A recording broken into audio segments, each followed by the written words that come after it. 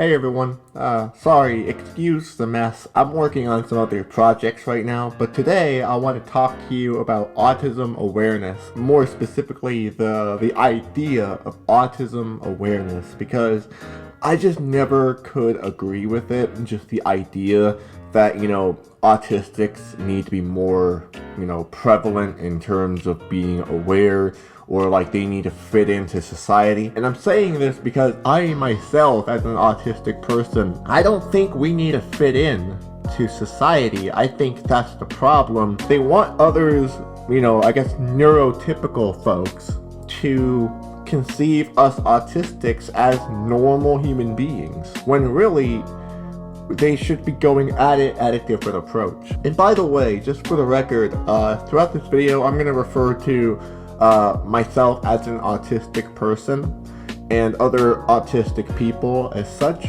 because I feel that we are a person group, we are a people group, and other people, just understand that other people also have different ways of expressing themselves. So for example, some people like the phrase autistics, some people like Otzi, some people like Aspie for Asperger's, things like that. So just understand that that's my way of describing myself, whereas say other people might feel differently. And of course, throughout this video, these are just my opinions. Of course, not every autistic person agrees with me. So a lot of people mistake autistics as, this is a learning disability. And to an extent, yeah, it can be kind of seen as a learning disability. But at the same time, being autistic, it means that you look at the world differently and you process information differently. Sometimes at a slower rate, which is actually part of the reason why most people stigmatize autistic folks like myself as stupid. But other times people, stigmatize us based on our interactions with other people. For example, I myself like to do this when I'm applauding, because this, or specifically this, it in sign language, American Sign Language, it means applause or clapping. And they even teach this in some PTSD training, that instead of clapping, because sometimes clapping can trigger people, you do this, which is the same thing. I do this typically, but other people deem it as abnormal and weird because it's not your typical, your typical clap, your typical applause. And at face value for me, as an autistic person, I don't really see there's a problem, because I don't see, me waving my hands like this. It's a problem. I don't see it as a problem, but other people do, because it's not normal. In fact, it is taboo. Of course, that's just a very simple example of this. There are some more extreme examples. If something an autistic person is doing seems weird, people shouldn't be training autistics to be more neurotypical or normal. They should be more accepting of this behavior. Now, of course, if someone who is autistic, they have a behavioral trait that is harmful to them or to others, then sure, that's a different story. And of course, there are behavioral therapists for things like that. And I agree that if somebody is having a very destructive or harmful behavior towards themselves or for others, then yeah, sure, they should learn better ways to cope with their emotions or how they interact with other people. But what I am saying is that if there's an autistic person who likes, trains, for example, then you shouldn't kill their interest in trains. If that's what they're interested in, then talk about trains. And of course, there's a difference between, being interested in something that is obscure and different and being selfish, of course. If the person is only talking about trains, and that's all they talk about, and you can't really have a relationship with someone who, is self-centered. You know what I'm saying? That's different than being very obsessed with it. I like to obsess about philosophy. I like to read all different kinds of books. I have a Max Stirner book right here. I have a book about post-scarcity anarchism. On my shelf, I have a history of racism and classical conditioning, religious books. I'm an atheist personally, but I still like to read about religion. I have the Bible and the Quran. I have the Satanic Bible. I have some Noam Chomsky books. I have a book about Buddhism. I have all different kinds of books on different subjects, and I like to read about that. That's something I like to specifically, as an autistic person, dive into. And I understand as a person who interacts with others that not everyone is into that kind of stuff.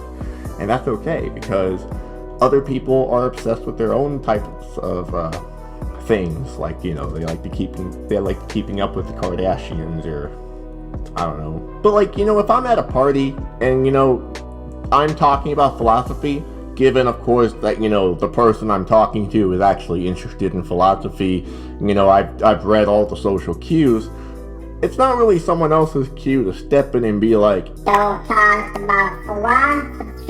Who the fuck are you to dictate what I talk about? You know what I'm saying? And it's like when we're told to not act like an autistic person, it's like we're told to put on a mask and to be performative. In fact, even this right now, as I look into the camera and make eye contact, these things, they're not second nature. This is me telling myself to look at the camera right now. Of course, I like to look away from the camera, or at least that's, you know, what I tend to do. But a lot of times, you know, when I'm talking to the camera, I tend to do like multiple takes, you know.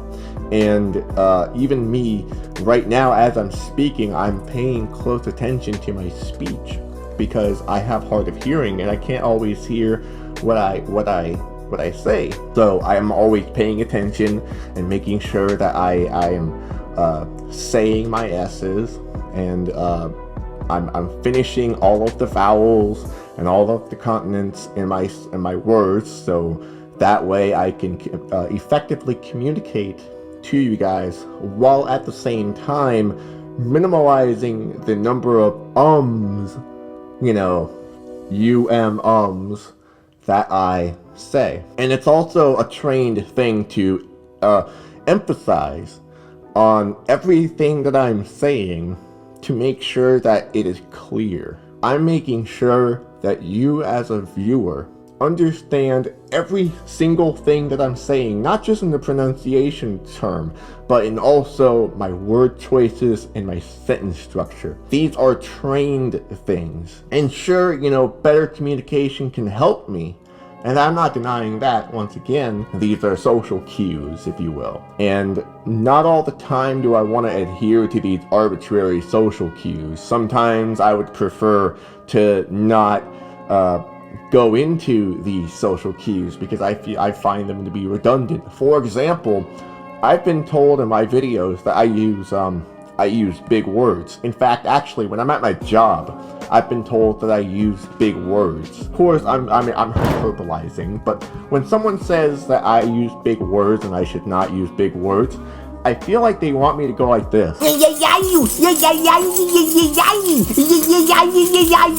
Because as a kid, I was kind of, you know, bullied into being considered a dumbass. You know, I don't like using small words. Not because I'm compensating. I mean, sure, you can say that's part of it, but because that's who I am.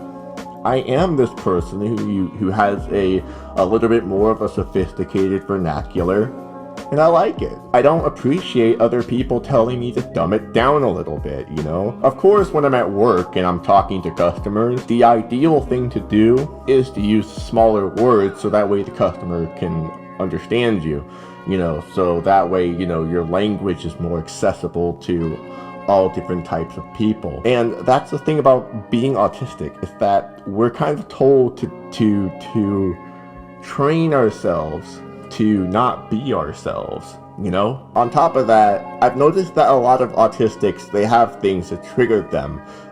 For example, when it comes to like loud noise, for example. I remember as a kid even, like I would freak the fuck out because my barber's razor would would, for some reason, it would start buzzing, and then it would have like this super loud buzz to go like, like it would be so fucking loud and obnoxious, and it would scare the shit out of me because like I think the hair would get like caught somewhere or something like that, or it just was a fucking disgusting or like broken ass piece of equipment. But like, you know, I know some other people whom, you know, when they hear clapping, they get triggered, and like, you know, when that happens, you know, they start to have panic attacks and things like that, which can be very hard for them.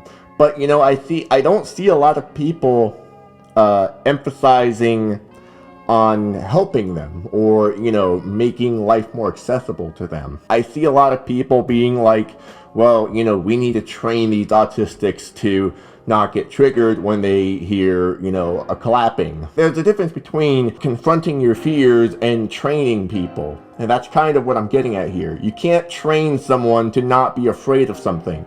You can have them fight their fear, but you can't train them to pretend that things are, you know, okay, when really, you know, psychologically it's not, unfortunately. And this kind of, you know, brings me to my final point, and that is society, in terms of the neurotypical quotations, society as a whole.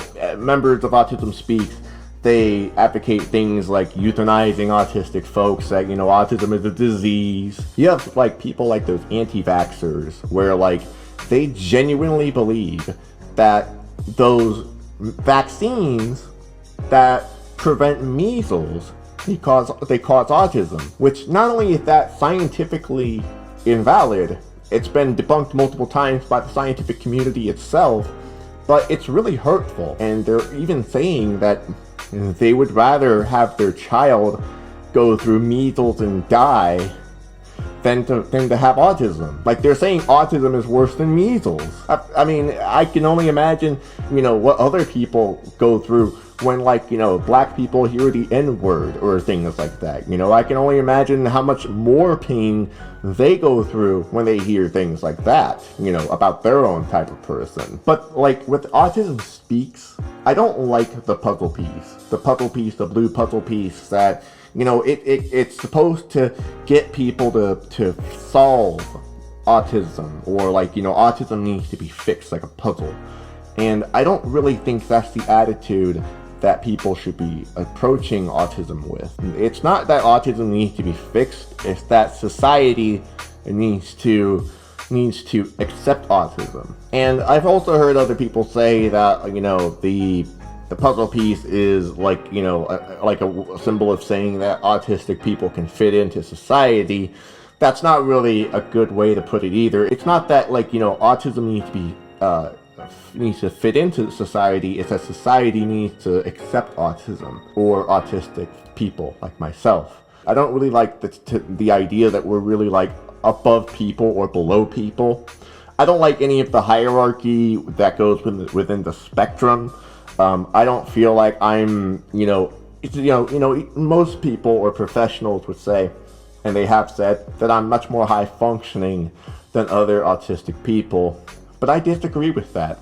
I disagree with the idea that I'm better than this person. Sure, there are things that I benefit from as someone who can, you know, utilize these functions better than most autistic people.